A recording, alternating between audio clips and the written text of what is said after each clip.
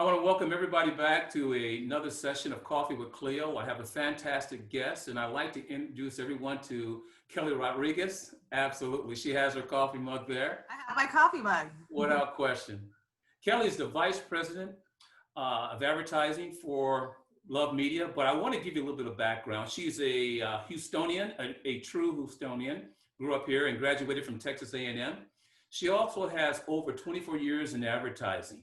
And she began her advertising career in San Francisco, where she worked in, of course, the dot-com boom, transitioned to work for GSD&M, Richards Carlberg, and now, of course, as I said earlier, the Vice President of Media at Love Advertising. A couple other things about Kelley. She's worked with some great major accounts, such as HP, Hewlett-Packard, MasterCard, Walmart, Centerpoint Energy, Gallery Furniture, Mahindra & Mahindra. She's been with some of the largest brands across the globe.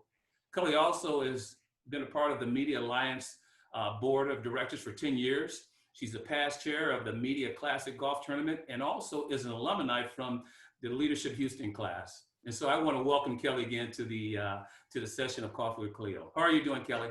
I'm great. Thank you so much, Cleo. Again, everybody, I've got my coffee. I've got my favorite mug. And Cleo, thank you so much. It's such a pleasure to see you. And I'm really excited about our little, coffee with Cleo today. It'll be really good. Well, I think everybody, the listeners, are going to enjoy you. And tell you what, we'll go ahead and get into it. You know, Kelley, I think probably if someone's going to say, what is the word of the year? And maybe there's two, COVID-19 and also the second would be pandemic. But how has COVID-19 impacted your industry, advertising and media?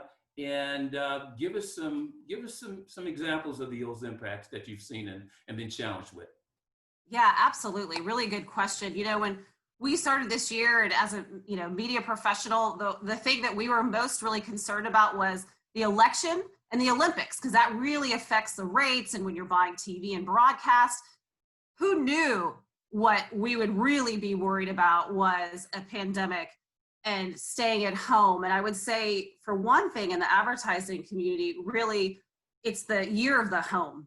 I mean, think about it. Where are we both right now? I'm like hiding in my bedroom from my kids, and that's really what this is about this year, is that home. And really, what happened in the advertising community, just like it happened in all industries, is it was halted immediately. There was two sides of a coin. One was you're an essential business or you're a non-essential business. If you were an essential business, it was great. You could bring products or services safely to the home. If you were a non-essential business, like maybe a restaurant that couldn't deliver, or a brick and mortar, that's where you saw, or even think about airlines, the cruise industry. I mean, those are the ones that were just halted immediately. And big events. I mean, there were so many changes that happened immediately in our industry. Well, you talk about an inflection point in this event of COVID. This has impacted every industry across the globe. I don't care who you are, ethnic, exactly, social class, everyone has been touched by it, and some more than others. Which brings me to the next question. In dealing with this, and true leaders really learn how to navigate and implement and adapt changes really as they come to be successful. So what are 2 or 3 things that you've implemented to help you navigate those challenges of COVID within the media and advertising industry? Yeah, and that's true. And we all know there's no real rule book here. It's not something that we all said, okay, well, here's your pandemic plan. If this happens and this is what you do right when the year is started. And so a couple of things that we had to do immediately was we really had to assess, what do we have in market? Do we have sport? Think about it. Sports stopped immediately. We have a lot of our clients had sports packages and sponsorships. So we had to reallocate those dollars and figure out where were we consuming media? Again, it goes back to the year of the home. Well, what happens when you're in your home? You're not going by billboards anymore. You're not listening to radio as much. TV really saw a big insurgence, local news, national news, social media, video. I mean, that's really where we had to do. And media plans and in the advertising world, it's ever living. Again, this is not something that we expected to happen, but what we're able to do is we had to move quickly.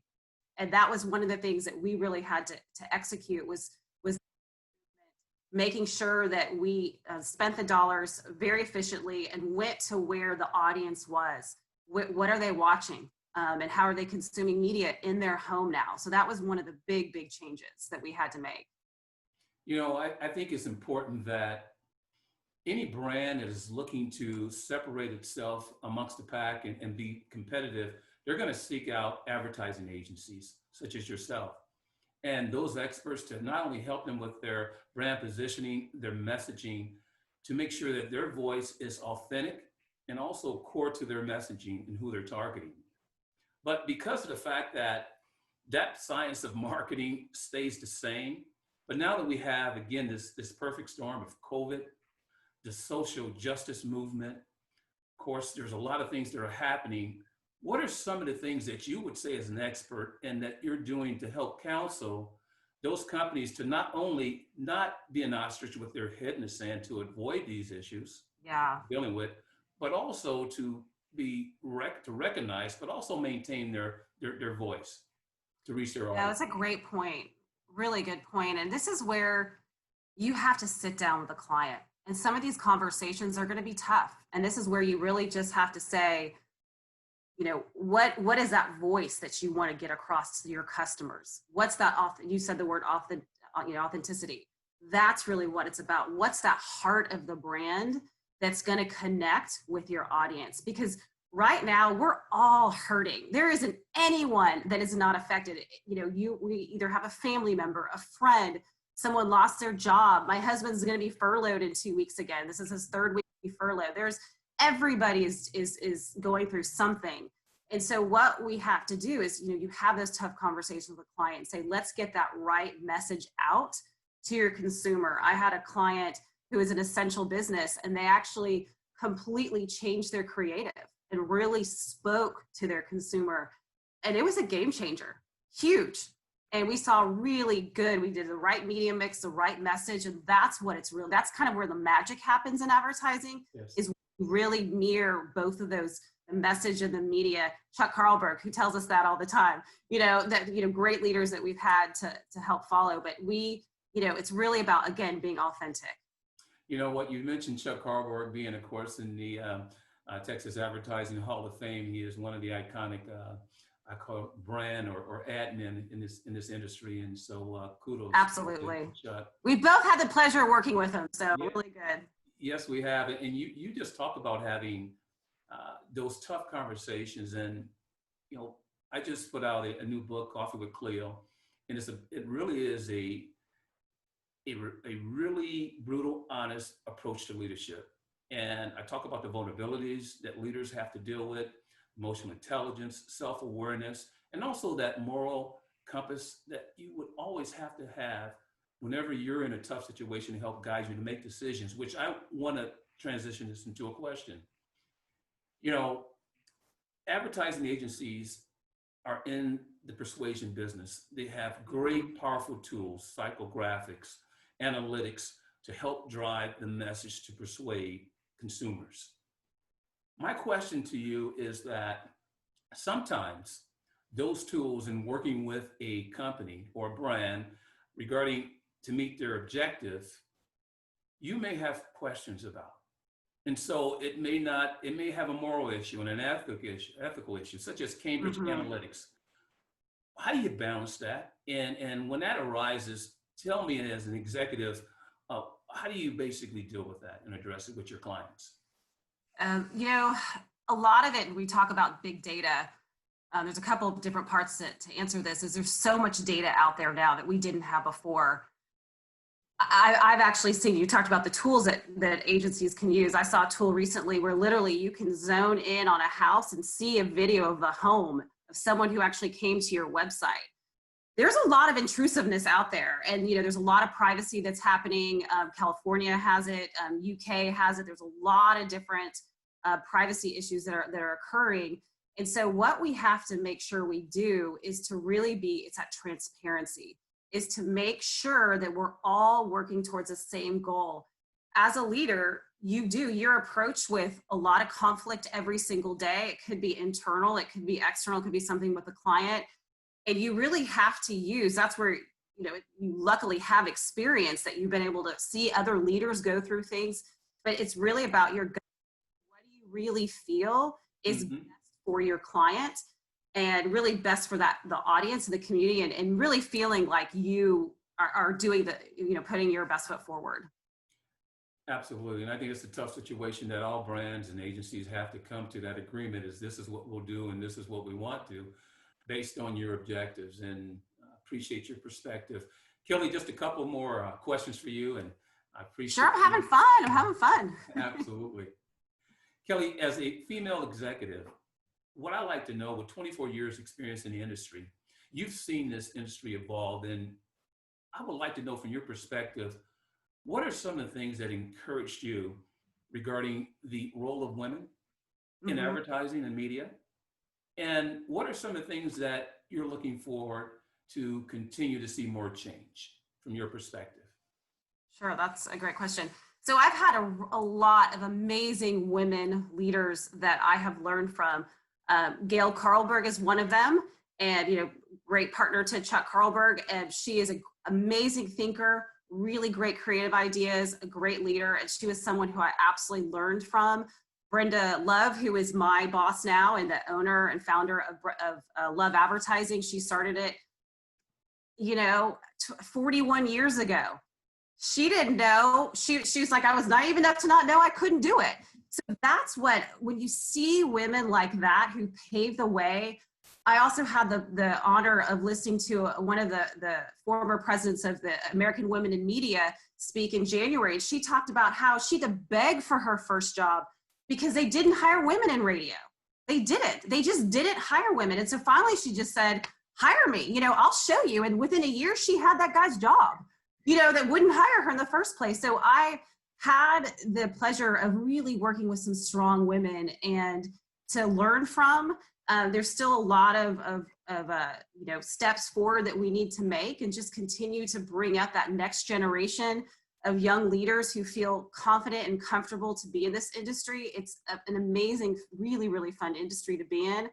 And then on a more, macro level, where I recently saw an article on like the top billionaires of US or top companies, they were all men. Maybe there was one woman. So I'd like to challenge some of these women out there to go and try to be a leader at a Fortune 500 company and push their way through.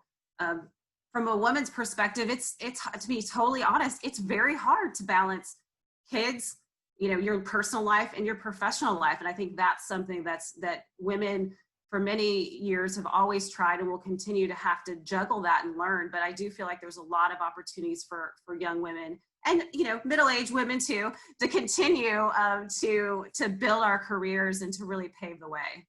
You talk about, I'm just listening to your answer, being fearless without question, and maintaining and having that ambition and going out there and seeking those roles and those opportunities, and really doing as much as you possibly can to probably not only have mentors to help you and support you like you have had, but also to take the initiative and to show the initiative. And I do believe sometimes it's difficult to achieve a certain particular place if you do not see someone representative of you. And seeing you in that role, just like you worked, of course, with, the owner and creator of Love Advertising and Gail Carlberg, being able to see these two powerful women in those roles, I know have helped you as well. 100%, because they're both moms as well. And they're both strong leaders and really fearless. And that's a great word. You've got to have a lot of grit. You've got to be fearless, but you also have to have a lot of humility. You have to know that we're always, and this is what I've seen from the women leaders that I work with, is you have to know, one of the best advice I'd ever received was about 15 years ago, and I got promoted where I was at the time, and I looked at the woman who was promoting me. I was like, but I don't know everything. And she goes, Kelley, you never will. The freedom that gave me was like, oh, okay, I don't have to have all the answers. I don't have to know everything. And I think that is such good advice for everyone to know. Just take the step forward. Just try and keep challenging yourself. Go to what scares you.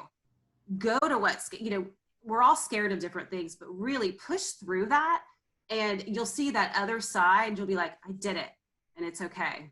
And I got through it. I lived it. It's not going to kill you. You're going to live through it. Well, you're living it right now. And I love the fact of some of the things you're talking about is that you do not have to know everything. But if you have and can take the initiative to find out, I think that's important.